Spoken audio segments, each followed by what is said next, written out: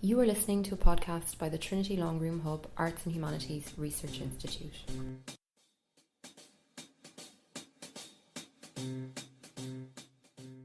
The stage over to Stephen from the audience.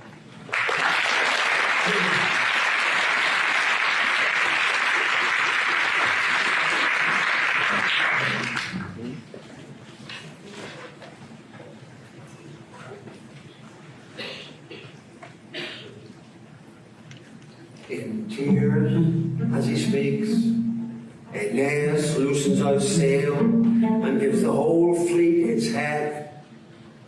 So now at last they ride ashore on the waves at Euboean Cumae. There they turn round the ships to face out to sea. Anchors bite deep, craft are held fast, curved sterns cushion on sand. Prows frill the beach. Now a band of young hot bloods falls quickly out onto the shore of Italia, some after flint for the seething fire that hides in its veins, some crashing through woodland thickets, the haunts of wild beasts, pointing amazed at new rivers. But Aeneas, devoted as ever, has taken the road up towards the fort, the high seat of Apollo, then onto a place apart, a vast, scarce-room cavern, the Sibyl's deep hidden retreat. There the god breathes into her overwhelmingly knowledge and vision, opening her eyes to the future. Before long they pass through the golden precincts and groves of Diana, the goddess of crossroads. And now they pause on that hill where Daedalus, at the end of his flight, first fluttered to earth. He had risked himself to the sky, away and afloat to the north, through the cold air, unprecedented, rowing with wings, which he then dedicated to you, Phoebus Apollo, there on the spot where he landed, and built in your honor a mighty temple, the doors of it decorated with scenes in relief. First, the death of Androgeus, then the stricken Athenians, doomed to deliver 7 grown-up sons for sacrifice every year. There too stood the empty urn from which only now the fatal lots have been drawn. On the opposite leaf, the land of Knossos rising out of the sea. Here was the horn-cruel bull with Pasiphae under him, a congress her cunning arranged. Whence would be born the Minotaur, crossbreed and offspring of abominable desire. Also shown the bewildering, intricate maze never got through until Daedalus, out of pity for infatuated Ariadne, guided the prince's blind footsteps with a payout of thread past every wrong turn and every dead end he himself had devised and constructed. In which grand design you too would figure significantly, Icarus, had sorrow allowed it. Twice Daedalus tried to model your fall in gold. Twice his hands, the hands of a father, failed him. The Trojans would have kept standing, fascinated by all on display, except that just then Achates, who'd been sent on ahead, came back, accompanied by the Sibyl, Deiphobé, daughter of Glaucus, priestess of Diana and Phoebus, who addressed the prince. This is no time to be standing staring here. It would be better now to pick out for sacrifice 7 bullocks from a herd that has not been yoked, and an equal number of properly chosen ewes. Having spoken these words to Aeneas, whose men are quick to obey her instructions, the priestess summons the Trojans into her high inner sanctum. At Cumae, behind the broad cliff, an enormous cave has been quarried. 100 entrances, 100 wide open mouths lead in, and out of them scramble 100 echoing voices. The Sibyl's responses. They arrived at that threshold, And the Vestal cried, "Now you must ask what your fate is. The god is here with us, Apollo." Her countenance suddenly paled and convulsed. Hair got dishevelled, breast was a heave, heart beating wilder and wilder. Before their eyes she grows tall, something not mortal enters. She is changed by the breath of the god breathing through her. "Aeneas of Troy," she demands, "your vows and your prayers, why do you wait? Pray, for until you have prayed, the jaws of this cavern won't echo or open." And there she fell silent. The hardy Trojans feel a cold shiver go through them. Their prince from the depths of his heart beseeches the god, "Phoebus, you always had pity for Troy and her troubles. It was you who steadied Paris' aim and directed the arrow into Achilles. You who were pilot as I entered sea after sea, skirting the coasts of distant land masses, remotest Massilia, the sandbanked Syrtian gulfs. Here then at last we set foot on Italia that seemed for so long the unreachable. Henceforth let Trojan ill fortune be a thing of the past. For now, all you gods and goddesses, you to whom Troy's name and fame gave affront, divine law constrains you to spare us, the last of its relics. And you, Ceres most holy, to whom the future lies open, grant what I ask, no more in the end than my fate has assigned. Home ground for my people in Latium, refuge for our wandering gods, and all Troy ever held sacred. Then to Phoebus, Apollo, and Diana I will set up a temple in solid marble and inaugurate feast days in the gods' honor. And for you, O all gracious one, a sanctuary will be established, a vault where I shall preserve divinations from lots and oracles you have vouchsafed to my people. And in your service I shall ordain chosen men. Yet one thing I ask of you, not to inscribe your visions in verse on the leaves in case they go frolicking off in the wind. Chant them yourself, I beseech you. So saying, Aeneas fell silent. Meanwhile, the Sibyl, resisting possession, storms through the cavern in the throes of her struggle with Phoebus Apollo. But the more she froths at the mouth and contorts, the more he controls her, commands her, and makes her his creature. Then, of their own accord, those 100 vast tumults gape and give vent to the prophetess's responses.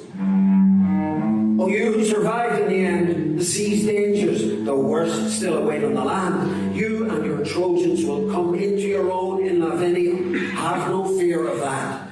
But the day is one you will rue. I see wars, atrocious wars, and the Tiber surging with blood. A second Simois River, a second Xanthus, a second enemy camp lie ahead. And already in Latium, a second Achilles comes forth, he too the son of a goddess.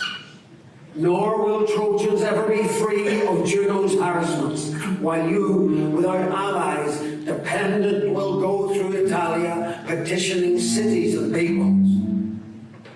And again, the cause of such pain and disaster for Trojans will be as before. A bride culled in a host country, an outlander groom. But whatever disasters befall, do not flinch. Go all the bolder to face them. Follow your fate to the limit. A road will open to safety from the last place you would expect. A city of Greeks. Thus from her innermost shrine, the Sibyl of Cumae chanted menacing riddles and made a cave echo with sayings where truths and enigmas were twinned inextricably. while Apollo reined in her spasms and curbed her or sank the spurs in her ribs. Then as her fit passed away and her raving went quiet, heroic Aeneas began. No ordeal, O Sibyl, no new test can dismay me, for I have foreseen and forsuffered all. But one thing I pray for especially, since here the gate opens, they say, to the king of the underworld's realms, and here in these shadowy marshes the Acheron floods to the surface. Vouchsafe me one look, one face-to-face meeting with my dear father. Point out the road, open the holy doors wide. On these shoulders I bore him through flames and 1,000 enemy spears. In the thick of fighting I saved him, and he was at my side then on all my sea crossings, battling tempests and tides, a man in old age, worn out, not meant for duress. He too it was who hath prayed and hath ordered me to make this approach, to find and petition you. Wherefore have pity, O most gracious one, on a son and a father, for you have the power, you whom Hecate named mistress of wooded Avernus. If Orpheus could call back the shade of a wife by trusting and tuning the strings of his Thracian lyre, if Pollux could win back a brother by taking the road repeatedly in and out of the land of the dead, if Theseus and Hercules too, but why speak of them? I myself am of highest birth, a descendant of Jove. He was praying like that and holding onto the altar when the Sibyl started to speak. Blood relation of gods, Trojan, son of Anchises, it's easy to descend into Avernus. Death's dark door stands open day and night. But to retrace your steps and get back to upper air, that is the task. That is the undertaking. Only a few have prevailed, sons of gods whom Jupiter favoured, or heroes exalted to glory by their own worth. At the centre it is all forest and a ring of dark waters. The river Cocytus furls and flows around it. Still, if love so torments you, if your need to be ferried twice across the Styx and twice to explore that deep, dark abyss is so overwhelming, if you will and must go that far, understand what else you must do. Hid in the thick of a tree is a golden bough, gold to the tips of its leaves and the base of its stem. Sacred, tradition declares, to the queen of that place. It is safe there, roofed in by forests, in the pathless, shadowy valleys. No one is ever allowed down to the earth's hidden places unless he has first plucked this sprout of fledged gold from its tree and handed it over to fair Proserpina, to whom it belongs, by degree, her own special gift. And when it is plucked, a second one grows every time in its place, golden again, emanating that same sheen and shimmer. Therefore look up and search deep, and as soon as you find it, take hold of it boldly and duly. If fate has called you, the bough will come away in your hand. Otherwise, no strength you muster will break it, nor the hardest forged blade lop it off. But while you linger here on my doorstep, consulting and suing, sad news, alas, awaits. The body of one of your friends lies emptied of life, and his death pollutes the whole fleet. Carry this man to a right resting place, lay him into his tomb, sacrifice herds of black sheep as your first votive offerings. Then only will you view the forests of Styx, those realms barred to the living. She said these things, pressed her lips shut, and went silent.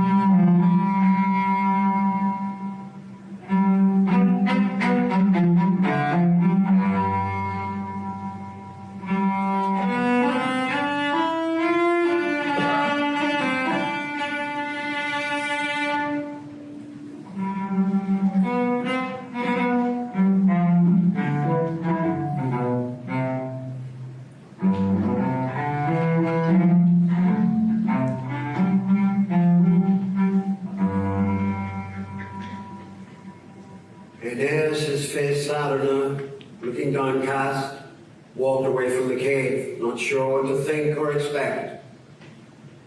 Trusty Achates walked at his side, in step with his friend, apprehensive, intense, the give and take of their talk, uncertain yet urgent.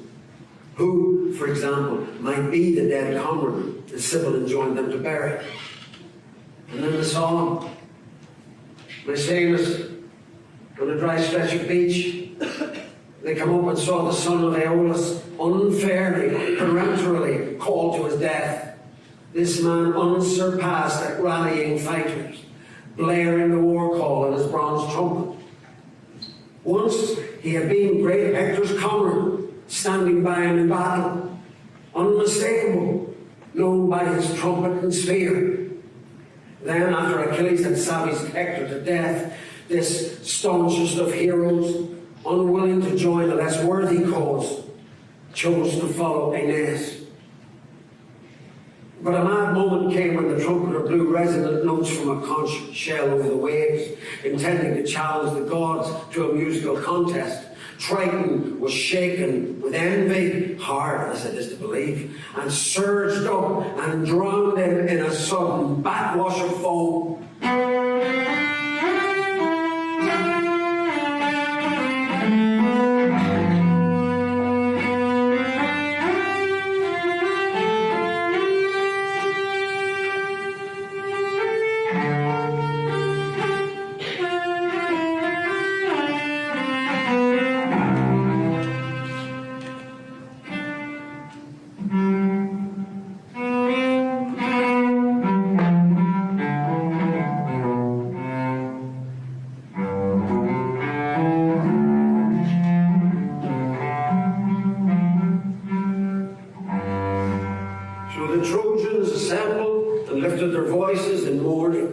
None louder, none more devout than Aeneas.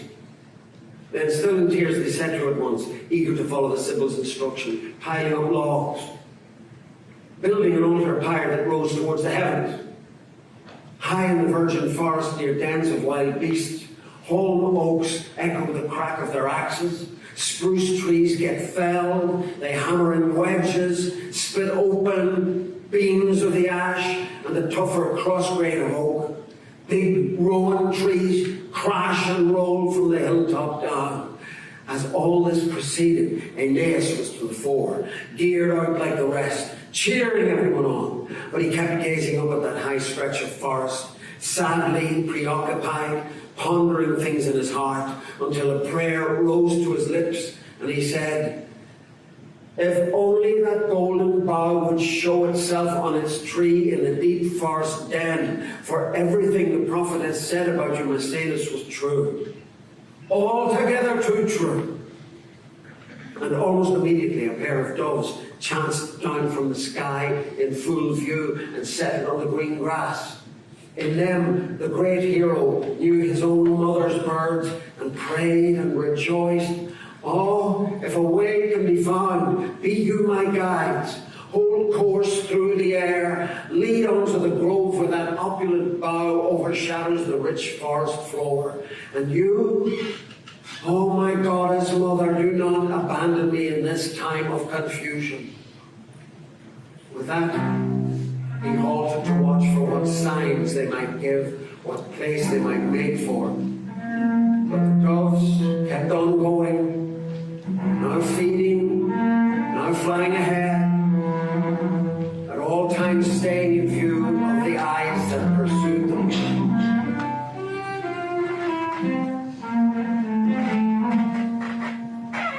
Then when they came to the fuming gorge at Avernus, they swept up through clear air and back down to their chosen perch, a tree that was two trees in one, green-leafed yet refulgent with gold, like mistletoe shining in cold winter woods. Gripping its tree but not grafted, always in leaf, its yellowy berries and sprays curled around the bowl.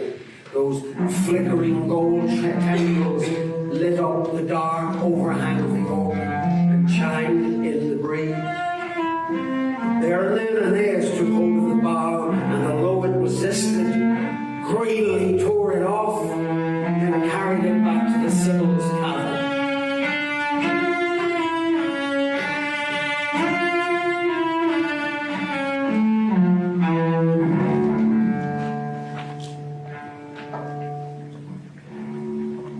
On the beach, the Trojans were mourning Maecenas as sorely as ever, paying their last respects to the inert ash.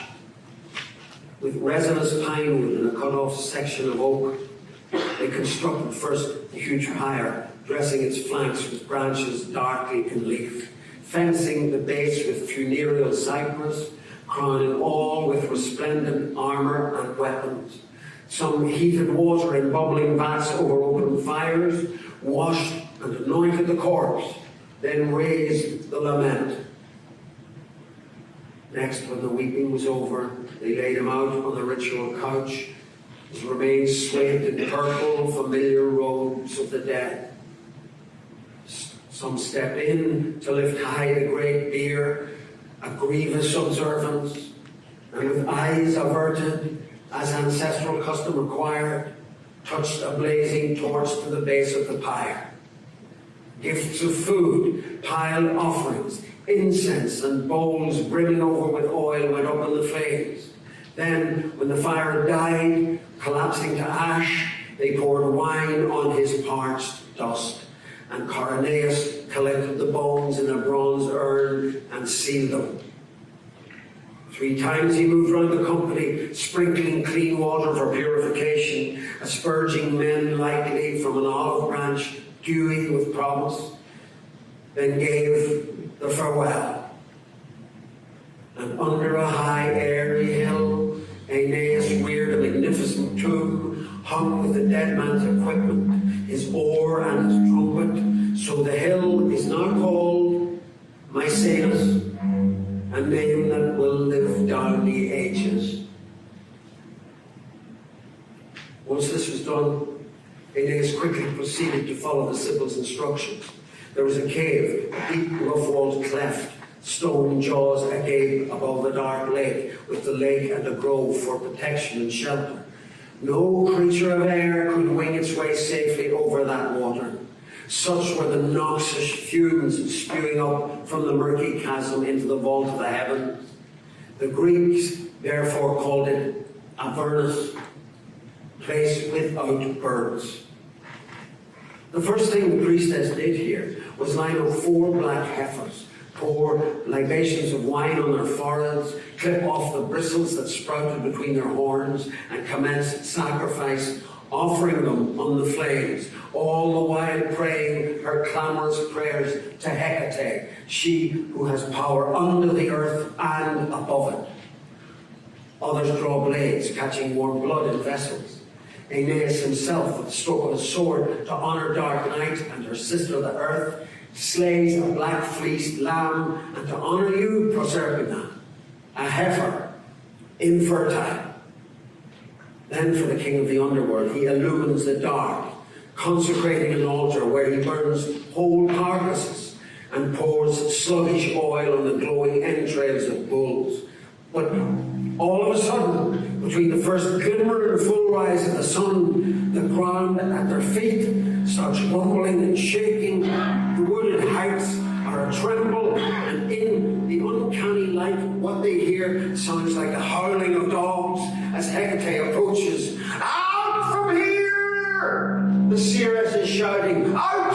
Anyone here not initiate? All such depart from the grove, but not you, Aeneas. Take you the sword from your scabbard. Go ahead on the road. Now will spirit be tested. Now your courage must hold. So saying, rapt and unstoppable, she hurled herself into the mouth of the wide-open cave, and he, without fear, kept in step as she guided him forward. Gods who rule over souls, shades who subsist in the silence, chaos and phlegethon, oh, you hushed nocturnal expanses, let assent be forthcoming as I tell what's been given to tell. Let assent be divine as I unveil things profoundly beyond us, mysteries and truths buried under the earth.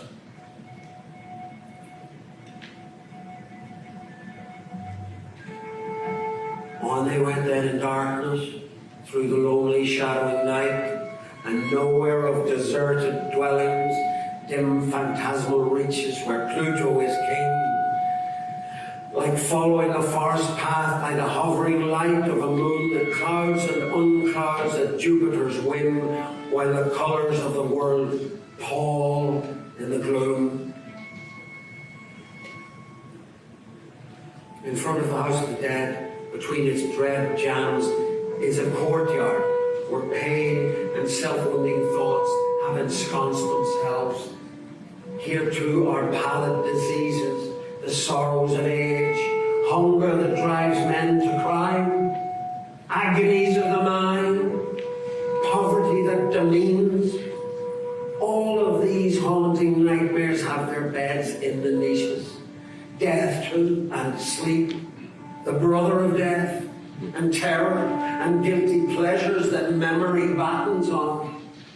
Also, close by that doorway, the iron cells of the Furies, death dealing war and fanatical violence, her viper tresses a stream in a blood-stained tangle of ribbons. Right in the middle stands an elm, copious, darkly aflutter, old branches spread wide like arms, and here, it is said, false dreams come to roost, clinging together on the undersides of the leaves.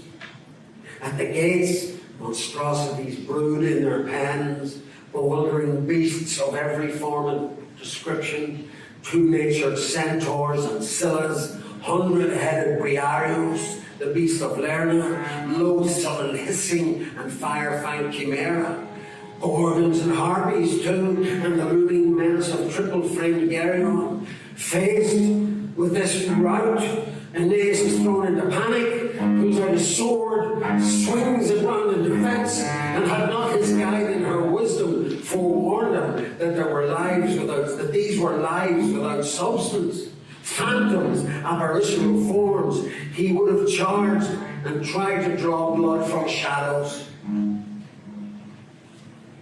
A road starts here that leads to Acheron River. Here too is the roiling abyss, heaving with mud, venting a silty upsurge in the Caucasus. And beside these flowing streams and flooded wastes, a ferryman keeps watch, surly, filthy, and bedraggled Charon. His chin is bearded with unclean white shag. The eyes stand in his head and glow. A grimy cloak flaps out from a knot tied at the shoulder. All by himself, he poles the boat, hoists sail, and ferries dead souls in his rusted craft. Old, but still a god. And in a god, old age is green and hardy. Hereabouts, a crowd came pouring to the banks, women and men, and noble-minded heroes separated now from their living flesh, young boys, unmarried girls, and sons cremated before their father's eyes. Continuous at the streaming leaves, nipped off by the first frost in autumn woods, or flocks of birds blown inland from the stormy ocean when the year turns cold and drives them to migrate to countries in the sun. There they stood, those souls, begging to be the first allowed across, stretching out arms that hankered towards the farther shore. The stern boatman permits one group to board and now another, but the rest he denies passage, driving them back away from the sandy banks. Amazed and then moved by all this press and pleading, Aeneas asks his guide, "What does it mean, O Sibyl, this push to the river bank? What do these souls desire? What decides that one group is held back, another rowed across the muddy waters?" "Son of Anchises," the venerable one replied, "O true-born son of heaven, what you see here are the standing pools of Cocytus and the Stygian marsh. These are the names invoked when gods swear oath they will never dare to break. That crowd in front of you died but were left unburied, with no help or hope. The ferryman is Charon. The ones on board his craft are the buried. Not until bones have found a last resting place will shades be led across these gurgling currents. They're doomed instead to wander and haunt about the banks for 100 years. Then and then only are they again allowed to approach the brink and waters that they long for. Aeneas stopped and stood there, lost in thought, comprehending, pity in his heart at their misfortune. Then caught sight of Leucastus and Orontes, who captained the Lycian fleet, downcast men, denied the rights of the dead. On their way out of Troy, a southern gale struck ship and crew in heavy seas, and both were swept away, overwhelmed in the turmoil. And now there appears his helmsman, Palinurus, who not long since had pitched and tumbled off the stern into open sea as he held course from Africa, eyes fixed upon the stars, to whom Aeneas, once he recognized his sad form in the congregating dark, spoke first. Which God snatched you from us, Palinurus, and drowned you in the deep? Tell what happened. Never until now did Apollo's oracle prove false, but this time he deceived me. You would survive the waves, he prophesied, and land safe on the shore of Italia. Is this how he keeps his word? But Palinurus answered, my captain, son of Anchises, the god Apollo's oracle did not play you false, nor did any god plunge me into the waves. What happened was this. The steering oar I held and was in charge of snapped in a sudden gale, and as I fell, I dragged it down with me. But I swear by ocean, the fear I had for myself then was as nothing to the fear I had for your ship. Stripped of her tackle, her steersman overboard, would she not wallow and founder in those mountainous seas?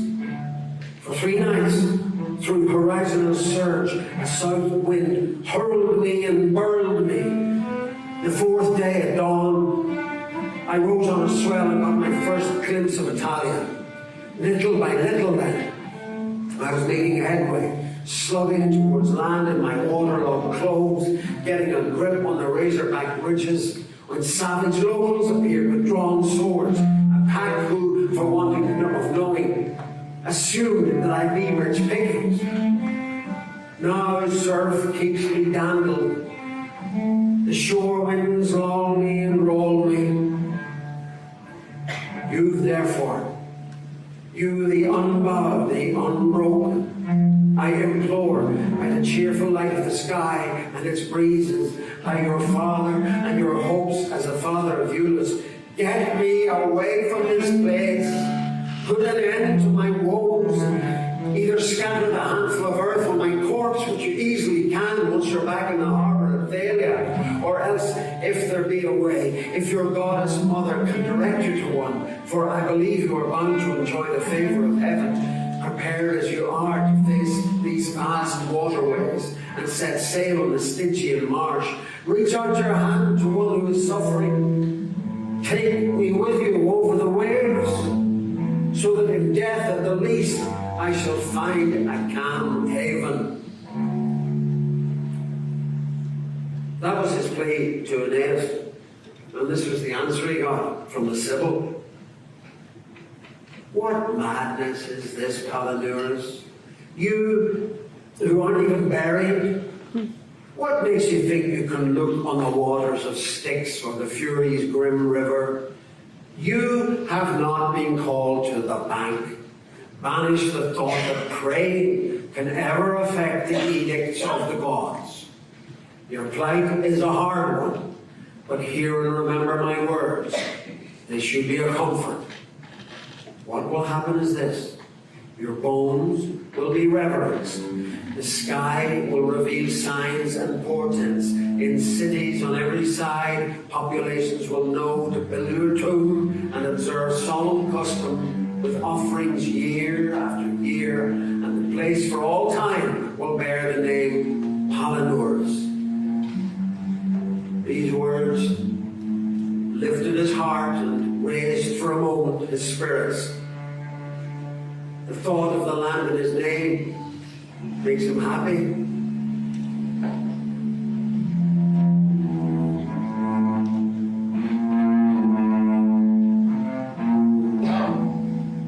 So now they resumed their journey and kept going until they were near the river, moving through silent woodland towards the bank, when Charon from his boat out on the water spied them and began to remonstrate on the attack before they even spoke. You, whoever you are, approaching our river under arms, stop there. Not one step farther, and say what brings you. This is the country of the shades, of heavy lidded night and sleep. It is a thing forbidden to load the Stygian ferry with living bodies. I rue the day I carried Hercules and Theseus and Pirithous, sons of gods as they were, strong men, invincible. Hercules arrived to chain up and restrain the Hellmouth watchdog, to steal him from the very throne of the king, and to carry the panicked beast away. The others tried to abduct the queen from Pluto's bed, to which the soothsaying priestess made reply, nothing like this is being planned here. These arms and weapons present you with no threat, so be calm. Let the monster cave dog howl his howl forever and keep on terrifying bloodless shades. Proserpina be her pure self behind her uncle's doors. Aeneas of Troy, renowned for his right life and warrior prowess, descends among the shades, down to death's deepest regions, to see his father. If the sight of such devotedness won't move you, you nevertheless must recognize this bow, and she shows the bow concealed by her cloak. Charon quietens then, his bad temper subsides. He says no more. It is long since he beheld the holy proffer of that fateful branch. He turns his dark barge round and steers for the shore. Other souls ensconced on the long thwarts, he hurries off up gangways. Then at once hands mighty Aeneas down into the vessel. Under that weight, the boat's plied timbers groan and thick marsh water oozes through the leaks. But in the end, it's a safe crossing, and he lands, soldier and soothsayer, on slithery mud, knee-deep in grey-green sedge. Here, Cerberus keeps watch, growling from 3 gullets, his brute bulk couched in the cave, facing down all comers. But the Sibyl, seeing snake hackles bristle on his neck, flings him a dumpling of soporific honey and heavily drugged grain. The ravenous triple maw yawns open, snaffles the sock it has been thrown until next thing the enormous flanks go slack.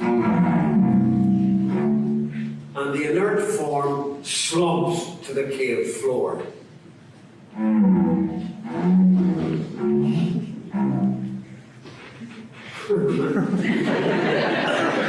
Thus, with the watchdog sunk in a deep sleep, Aeneas gains entry and is quick to put behind him the bank of that river none comes back across.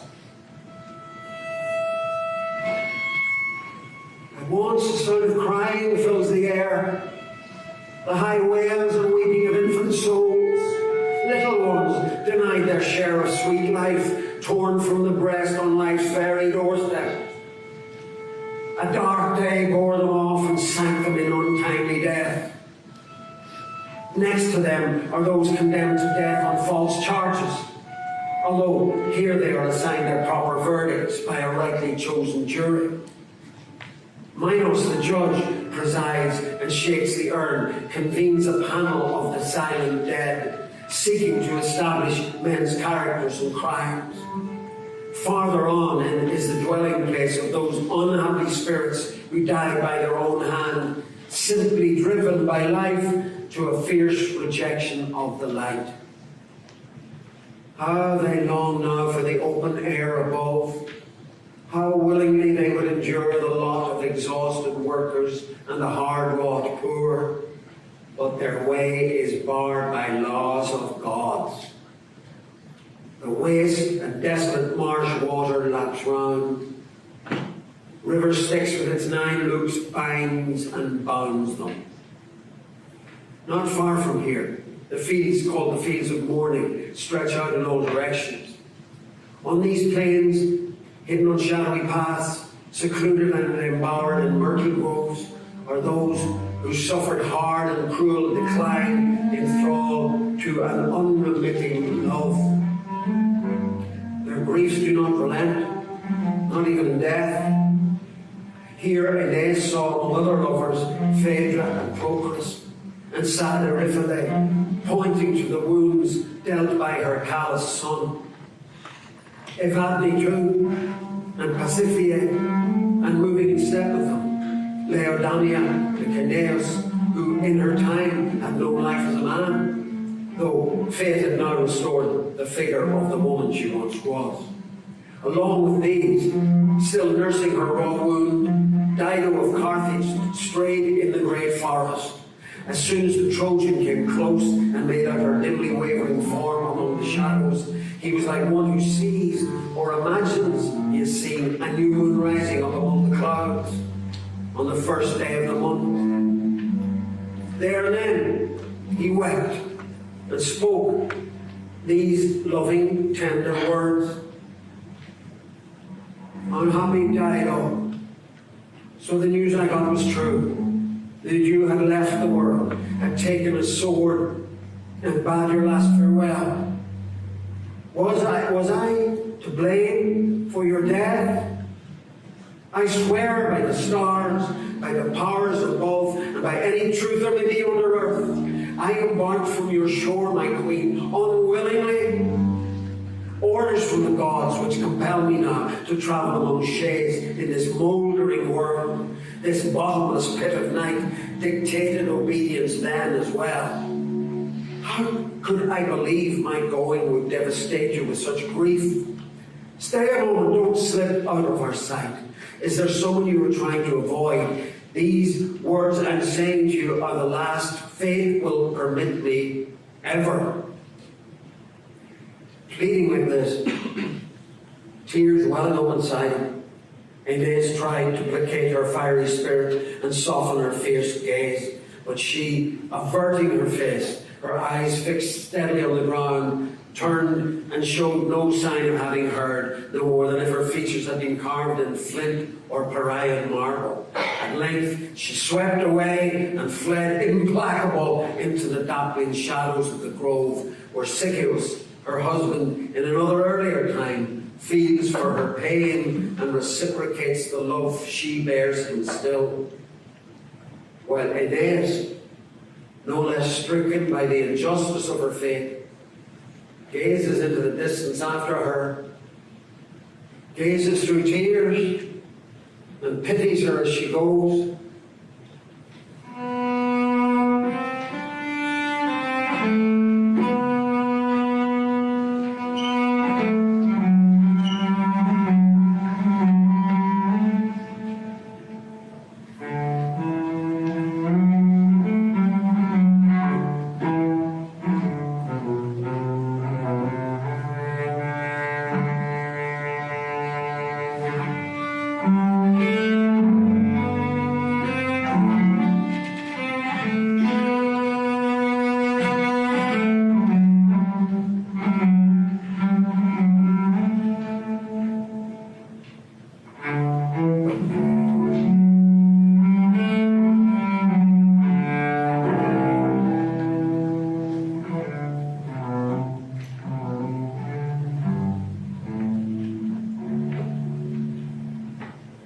Then he braces himself for the journey still to come, and soon they arrive in the farthest outlying fields, the hosting grounds of those renowned in war. In one place Tydeus meets, in another Parthenopaeus, glorious in arms, and the bloodless shade of Adrastus. Elsewhere the Trojan chieftains who fell in battle, much mourned in the world above. And now he also mourned to see them thronging in such numbers, Glaucus, Medon, and Thersilochus, Antenor's 3 sons, Polyboetes, the priest of Ceres, and Idaeus, still the chariot driver, still dressed in his armour, from right and left. Souls crowd and jostle close, eager for more than just a look at him. They want his company, the joy of keeping in step, talking, learning why he has come. But the Greek captains and the gleaming cohorts, once led by Agamemnon, cowered in panic when they saw Aeneas advance in dazzling armour through the gloom. Some turned to flee as they had once to the ships.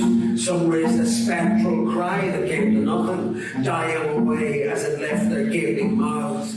And here, Aeneas caught sight of Priam's son, Deiphobus, mutilated in every part, his face in shreds, his face in his two hands, ears torn from his head, and his nostrils a low, dishonourable wounding this, his nostrils cut away, unrecognisable almost, as he shivered and shrank into himself to hide the cruel laceration. Aeneas, in a voice well known to him, spoke first, resolutely. Deiphobus, mightiest in the field, offspring of Teucer's ancient line, who was there capable of such mutilation? Who let themselves run so ruthlessly amok? The story I heard was this. On the last night in Troy, you waded in Greek blood till you felt exhausted, fell like a dead man on a heap of their slobbered corpses. That is why I raised an empty tomb for you at Rheauton on the shore, and with my three loud cries invoked your spirit.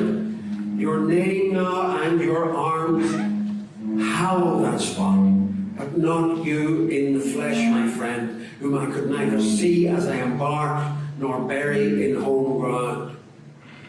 Priam's son replied, and you, my friend, you left nothing undone.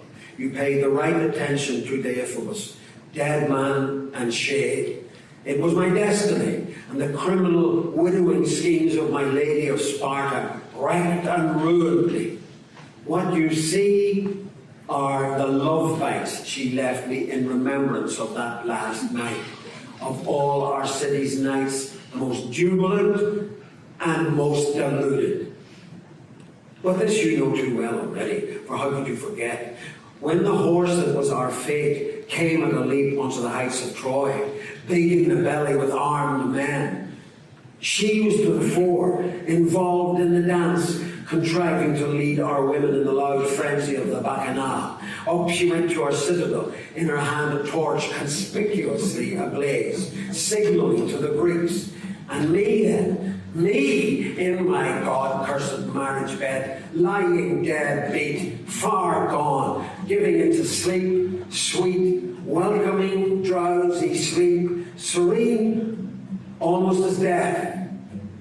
Meanwhile, my paragon of a bride had cleared the house of every weapon and even stolen the sword from underneath my head. And now she opened doors and called for Menelaus to come in, hoping, no doubt, that this grand favour to her lover boy would blot out memories of old betrayals. But why say more? They broke into the bedroom. Ulysses with them, the insidious and malignant, oh gods, as my plea for vengeance is a just one. Gods, retaliate, strike the Greeks with all due punishment. But you, one of you, it is time I heard your story. What turn of events has brought you here alive? Do you come as a survivor, tempest-tossed, or at the god's behest? What destiny hounds you down to these sunless, poor abodes, this land of troubles?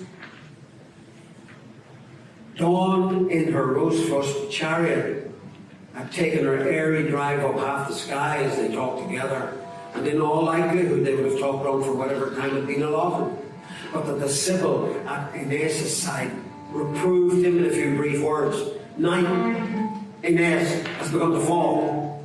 We are wasting time lamenting. This is the fork of the road. Here it divides. To the right, where it runs beneath the walls of mighty Pluto's fortress, that one we take to Elysium. The one to the left sends evildoers to punishment in merciless Tartarus.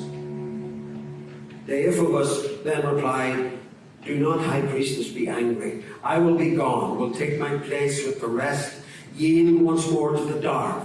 But you, the glory of Troy, go you to a happier fate.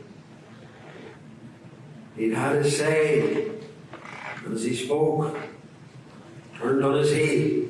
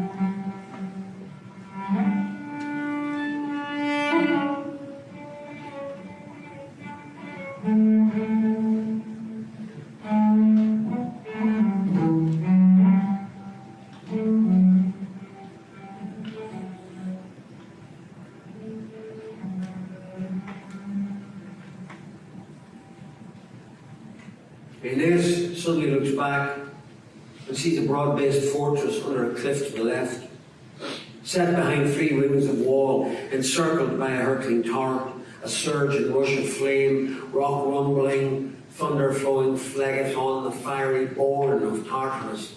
A gate rears up in front, flanked by pillars of solid adamant, so massive no human force, not even the sky god's squadrons, could dislodge them.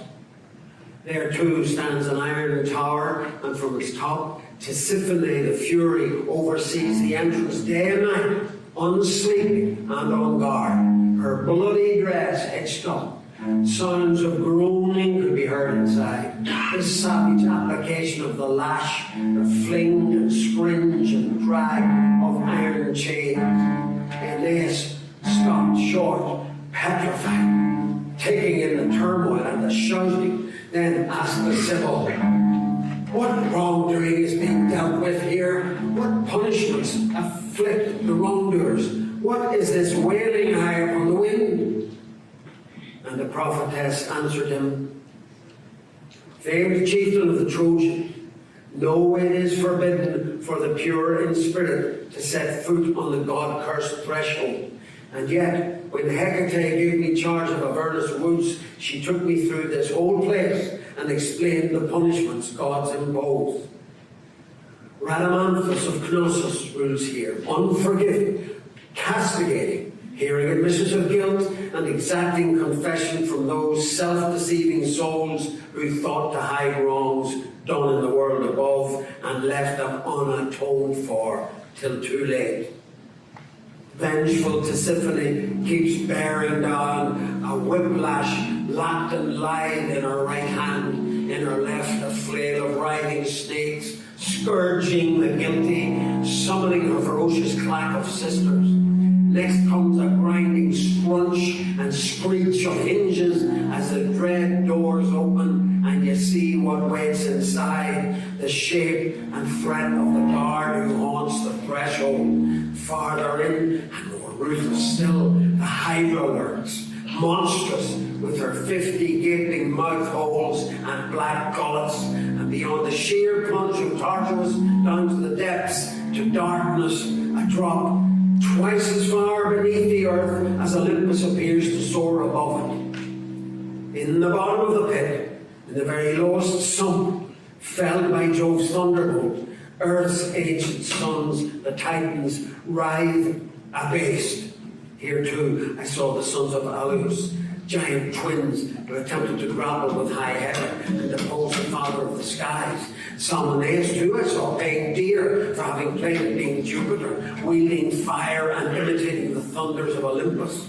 He rode in triumph through the Greek nations in his own city in Aeolus, drawn by 4 horses and flourishing a torch, assuming to himself the honour due to gods. It was madness to think that the batter of bronze and the clatter of horses' hooves could mimic Jupiter's absolute thunder and his scowling storms. But the all-powerful Father, no fake lightning for him, from torches or smoky guttering pine brands, hurled his bright bolt from behind the cloud murk and blasted Salmoneus headlong down in an overwhelming whirlwind. There as well you see Tityus, foster son of Earth, the mother of all. Tityus, his body stretching out over 9 whole acres, while a huge, horrendous vulture puddles forever with hooked beak in his liver and entrails, teeming with raw pain. It burrows deep below the breastbone, feeding and foraging without respite, for the gnawed at gut and gut strings keep renewing. And the lapiths, Ixion and Pymphos, should I mention them? Eternally menaced by a looming boulder, black and eternally about to fall. Golden headrests gleam on their high banquet couches.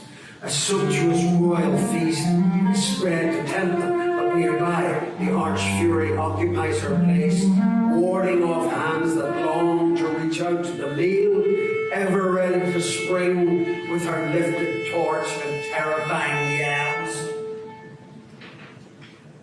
Also incarcerated, those who for a lifetime hated a brother, abused a parent, or ruined the good name of a client. Those who gloated on wealth they'd secretly amassed and hoarded and failed to share with kith and kin. They comprised the biggest crowd. Those killed as adulterers, those who broke oaths of loyalty to masters in violent rebellions, all were confined there, awaiting punishment. What that punishment would be, what fault or fate entailed, do not seek to know. Some roll a massive boulder or hang spread-eagled tied to the spokes of wheels. Theseus, unlucky soul, sits unmoving and will sit like that forever. While Phlegyas, most stricken of all, cautions all, a constant proof of what his voice proclaims loudly through the darkness. Take warning by me, learn to do right, learn not to scorn the gods. Here too was one who sold his country's freedom, leaving her in thrall to a tyrant lord. Here one who would fix laws for a price, and for a price unfix them. Here another who forced a daughter in her bed and into an abominable marriage. All dared to commit great wrong and were fit for what they dared. If I had 100 tongues, if I had 100 mouths and an iron voice, I could neither spell out the foul catalogue of those crimes nor name their punishments. Here Apollo's venerable priestess paused before continuing. But enough, be quick, you must conclude your undertaking now. We both must hurry. I see ramparts fashioned in cyclopic foundries and gates there in the arch in front of us, where the powers that be require us to deposit or circuit his gift. That said, they proceed in step along the dark pathways, then hurry out across the open ground that fronts the doors. Aeneas takes his stand in the entrance, purifies his body with fresh water, and there and then plants the bough in the threshold. With this ritual finally performed and honour done to the goddess, they came into happy vistas and the green welcome of the groves of the fortunate ones who dwell in joy. Here a more spacious air sheds brightness over the land. They enjoy their own sun here and their own stars. Some at their exercises on the grass, some competing in earnest, wrestling on yellow sand. Others are dancing dances and singing songs. Orpheus among them in his long musician's robe, keeping time, plucking his 7 notes from the 7-stringed lyre, now with his fingers, now with an ivory plectrum. Here too were members of Teucer's ancient stock, that noblest of families, magnificent heroes born in better days, Ilus and Assaracus and Dardanus, who founded Troy. Aeneas gazed in wonder at their army, and the chariots beside them standing idle, their spears stuck tall in the ground, and their horses loosed out, free to graze the plain anywhere they liked. The pride they took when alive in armour and chariots, the care they gave to their glossy, well-groomed teams, it's still the same, now that they've gone away under the earth. Others too, he sees on every side, feasting in lush meadows, or singing songs together to Apollo, deep in Laurel Grove, where the Eridanus courses through it on its way to the earth above. Here was a band of those who suffered wounds, fighting for their country, those who lived the pure life of the priest, those who were dedicated poets and made songs fit for Apollo, others still whose discoveries improved our arts, or ease, and those remembered for a life spent serving others. All of them with headbands white as snow tied around their brows. These the Sibyl now addressed as they bustled close around her. Musaeus in particular, who stood out at the centre of the crowd. The one looked up to, towering head and shoulders over them. "Tell us, happy spirits," she began, "and you, the best of poets, tell us, where does Anchises lodge, in which quarter? For his sake, we have crossed the mighty waterways to be here."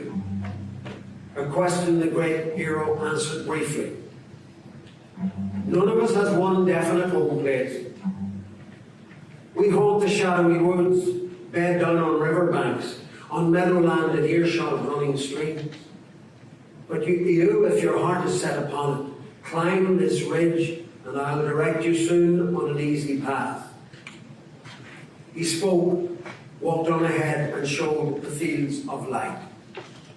Aeneas and Sibyl came down the hill.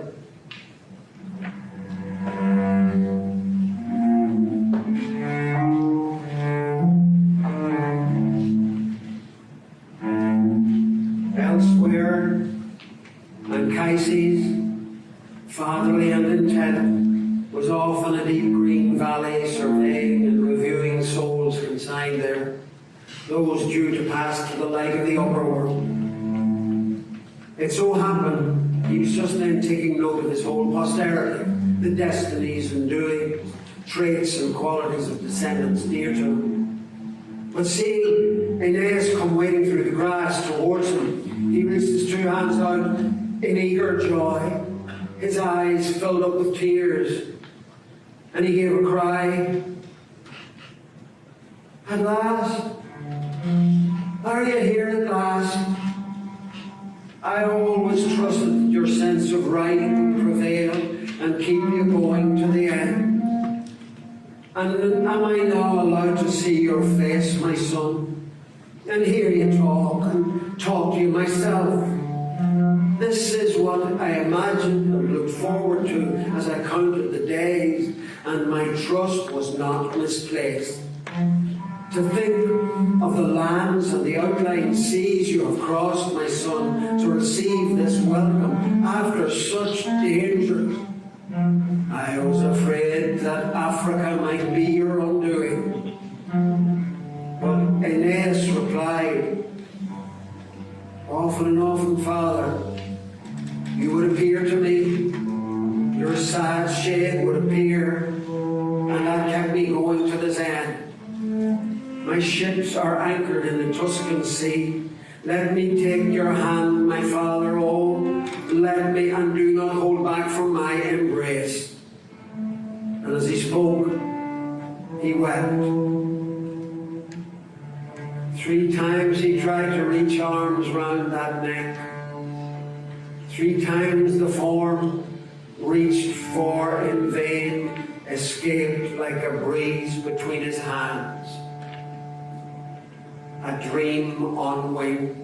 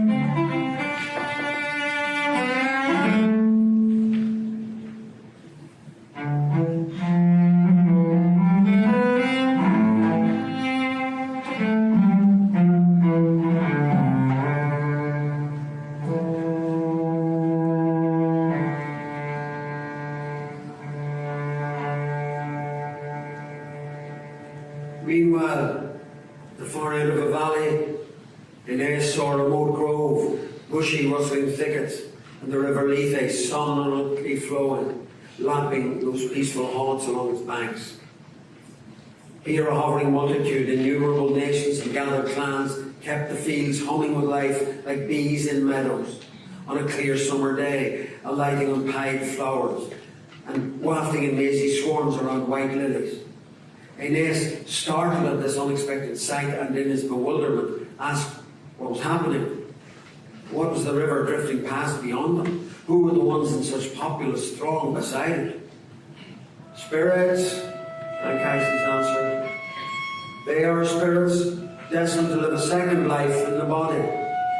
They assemble here to drink from the brimming Lethe, and its water heals their anxieties and obliterates all trace of memory.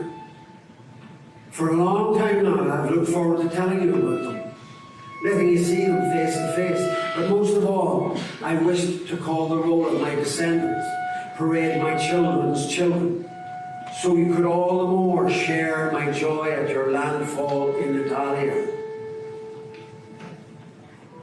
Are we to believe then, Father, there are souls who rise from here to the sky of the upper world and re-enter the sluggish drag of the body?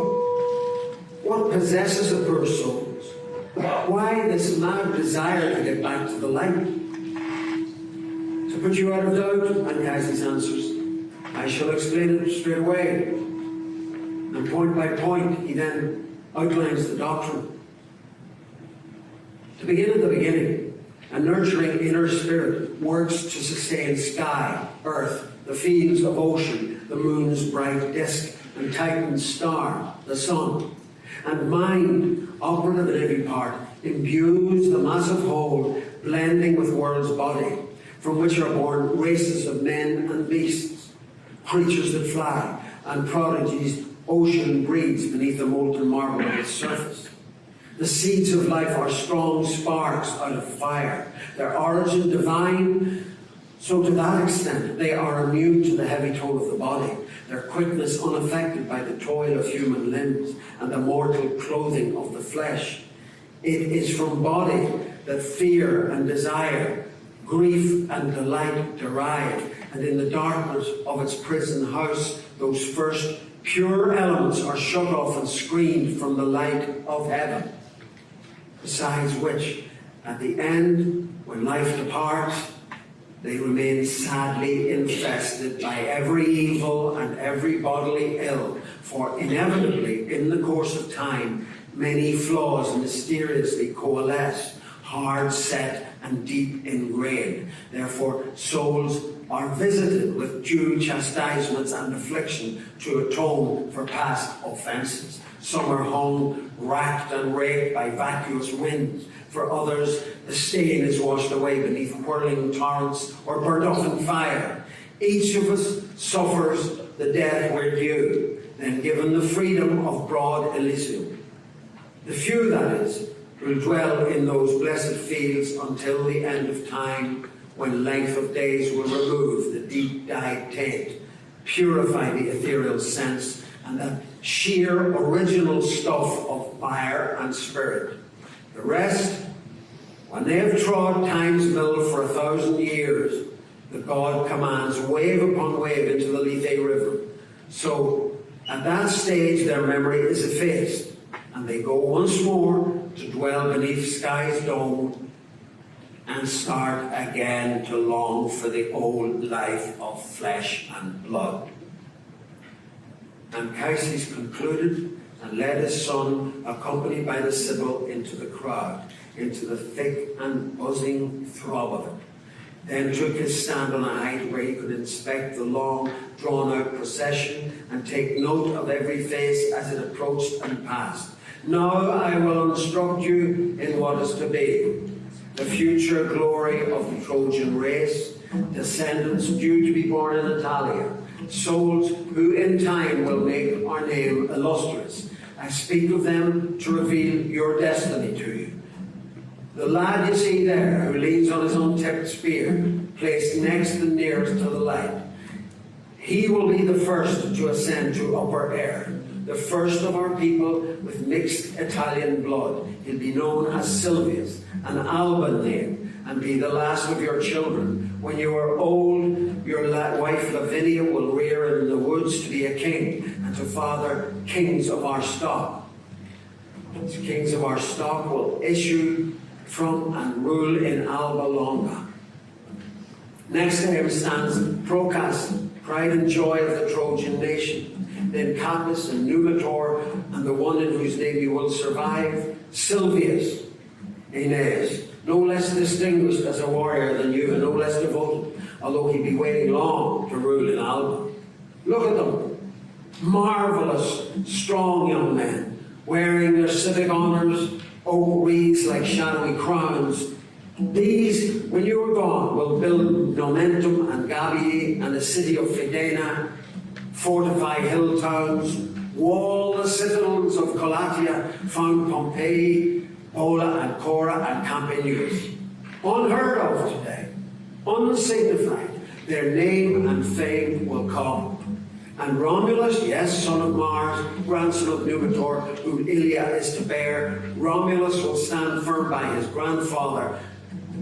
Do you see how the twin plumes wave above his head? How the father of the gods has marked him out with his own insignia for singular majesty. Once he inaugurates the power of Rome, she in her glory will push an empire's bounds to the ends of the earth and harbour aspirations high as heaven. 7 hills she will girdle with a wall into a single city and be blessed with heroic sons. She will be like Cybele with her crown of towers, the great mother born in her chariot through the cities of Phrygia, happy and fulfilled to have given birth to gods. Grandchildren by the score in her generous arms, all of them sky dwellers, tenants of the heights. Now, look this way, take good note of this clan, your own bloodline in Rome. There is Caesar and the whole offspring of Iulus, destined one day to issue forth beneath the dome of heaven. This is he whose coming you've heard foretold so often. Augustus Caesar, child of the Divine One, who will establish in Latium, in Saturn's old domain, a second golden age. He will advance his empire beyond the Garamans and the Indians to lands unseen beneath our constellations, beyond the sun's path through the zodiac, away where sky-raised Atlas pivots on his shoulder, the firmament inlaid with glittering stars. Already the Caspian kingdoms and Maeotia, know of his coming and begin to tremble at the oracles of their gods. The waters of the Nile quail in alarm and roil through their 7 mouths. Not even Hercules pursued his labours over so much of the earth's surface. Not when he stalked and shot the bronze-toed deer, silenced the boar in the woods of Erymanthus, and left the air of Lerna vibrating in his bowstring. Not Bacchus either, careering in triumph, the vine reins in his grip, driving his tiger team down the heights of Nysa. So why should we then hesitate to test and prove our worth in action, or be afraid to stake and stand our ground in Italia? But that one in the crown of olive sprays, offering sacrifice, that grey head and grizzled beard I recognise as Numas, king of Rome, sprung from the humble town of Cures, called from its poor land to wield high power and frame the city's first system of laws, to be succeeded next by Tullus, who will wreck his country's peace, turn an easy-going people militant, and drill an army long out of the field for victory. After him, that's Ancus, swaggering, too full of himself already, overly susceptible to the wind of popularity in his sails. And there, if you care to look, are the regal Tarquins and haughty Brutus, called Avenger, who'll arrange the handover of the fasces. First consul to be installed and given authority as custodian of the pitiless Axis. Then, as a father, when his sons foment their plot, he will decree their summary execution in the fair name of liberty. Stricken in this, no matter how future generations may comprehend it, love of country will prevail, and the overwhelming desire for fame. Now over there you see the Decii and the Drusi, Torquatus who will behead his son, and Camillus who will recapture the standards. But alas for that pair in their burnished armour, well-matched champions, twin souls in accord as long as they stay pent in this shadowland. But once promoted to the sky above, what mutual destruction they will reap, the internecine savagery and slaughter of a civil war. Caesar, the bride's father, bearing down from the northern Alps, Pompey, the husband with his legions in formation, advancing from the east. Do not, O my sons, inure yourselves to such dreadful consequence. Do not bloody the bosom of your country with vicious, valiant battle. And you, child of my blood, of the gods on high Olympus, be you the first in clemency. Rid your hands of these weapons. Yonder to is Mugius, conqueror of Corinth, who will ride his victor's chariot up to the capital, a hero for having brought ruination on the Greeks. That other at his side will destroy Argos and Agamemnon's Mycenae, defeat descendants of arch-warrior Achilles, avenge his Trojan forebears and the rape of Cassandra in Minerva's temple. Next, great Cato, you, who could not sing your praise, or Cossus yours, or the family of the Gracchi, or those two Scipios, two warrior thunderbolts who will strike down bellicose Carthage, or Fabricius, the indomitable and frugal, or you, Serranus, sowing your furrowed fields. Nor is there a quick or easy way to scan the long line of the Fabii, down to the greatest, Fabius Maximus, he who will contrive to stall and therefore save our state. Others, I have no doubt, with a more delicate touch, will beat bronze into breathing likenesses, conjure living features out of marble, argue cases more effectively, and with their compass plot the heavens' orbit and predict the rising of the constellations.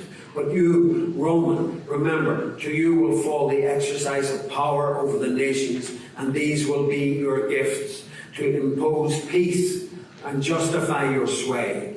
Spare those you conquer, crush those who overbear.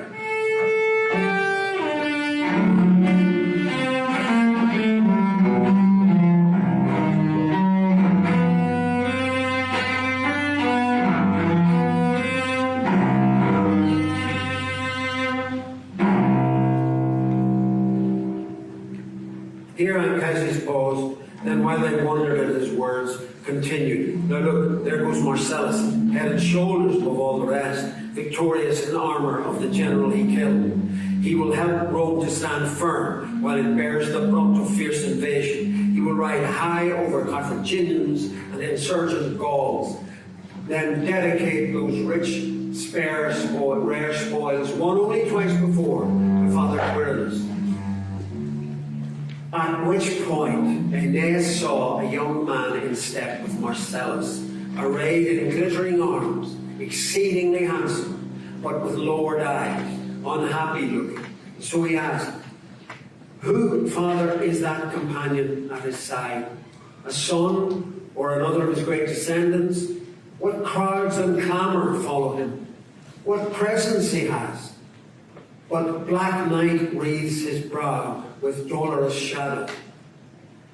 Choking back his tears, Anchises answered, "Do not, O my son, seek foreknowledge of the heavy sorrow your people will endure. Fate will allow the world only to glimpse him, then rob it of him quickly. It's as if the gods decided the Roman people would be manifestly too powerful were the gift of his life to last.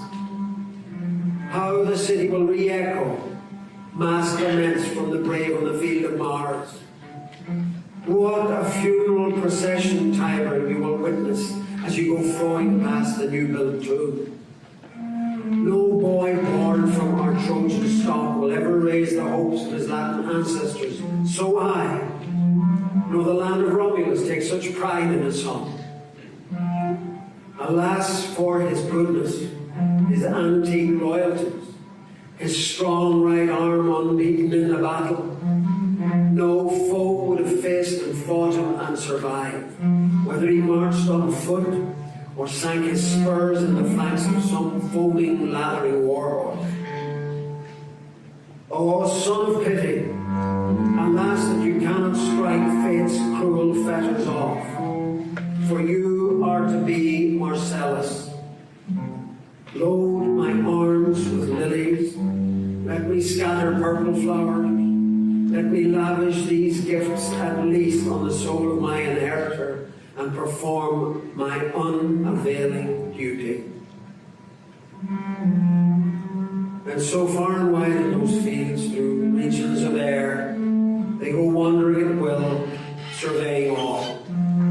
Then after Anchises has conducted Aeneas across the whole expanse, scene after scene, and fired his mind with promise of future glory, he tells of wars that will first have to be waged, of the Laurentines in the town of King Latinus, how he should face or flee each undertaking.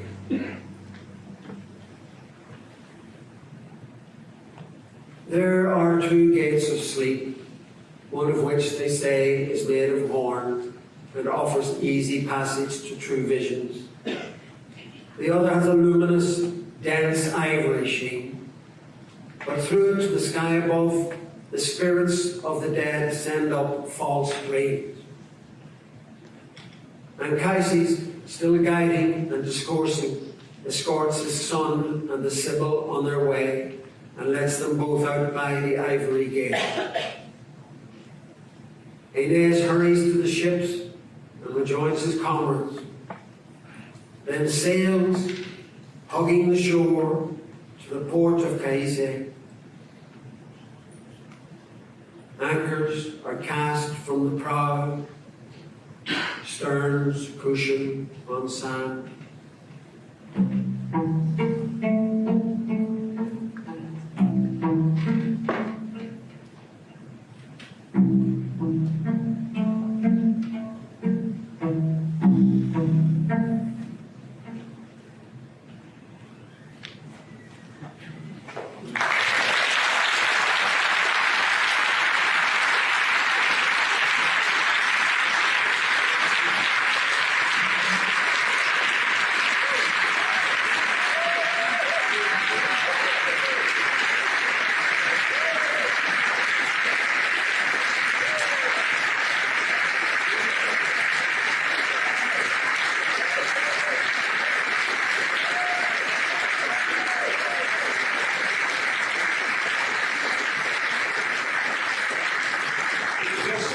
thank you to everybody who reached this day, particularly Jane Oldman.